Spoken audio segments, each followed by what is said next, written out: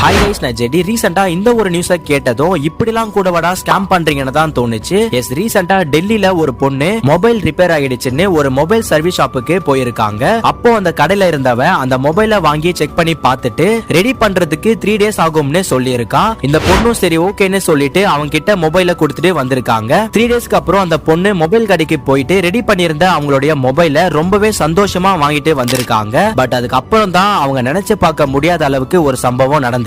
S, அந்த பொண்ணுக்கு ஒரு அன்னோன் நம்பர்ல இருந்து கால் வந்திருக்கு. அப்போ அந்த பொண்ணு அட்டெண்ட் பண்ணி பேசிருக்காங்க. அப்போ ஆப்போசிட்ல இருந்து பேசினவ, நீ மட்டும் நான் சொல்ற அமௌண்ட்டை தரலனா உன்னுடைய போட்டோஸ்லாம் தப்பா மார்பிங் பண்ணி போட்டுடுவேன்னு மிரட்டி இருக்கா. உடனே இந்த பொண்ணு போலீஸ் கிட்ட கம்ப்ளைண்ட் கொடுத்திருக்காங்க. அதுக்கப்புறமா தான் தெரிஞ்சிருக்கு அந்த அன்னோன் நம்பர்ல இருந்து பேசினது வேற யாரும் இல்ல, இந்த பொண்ணுடைய ரிப்பேர் ஆன மொபைலை சரி பண்ண அந்த மொபைல் சர்வீஸ் ஷாப்ல இருந்தவன் தான். சோ இந்த மாதிரி 350 கேஸுக்கு மேல இப்ப வரைக்கும் ரிஜிஸ்டர் ஆகியிருக்கு. சோ தயவு செஞ்சு ரொம்பவே அவேர்னஸா இருங்க.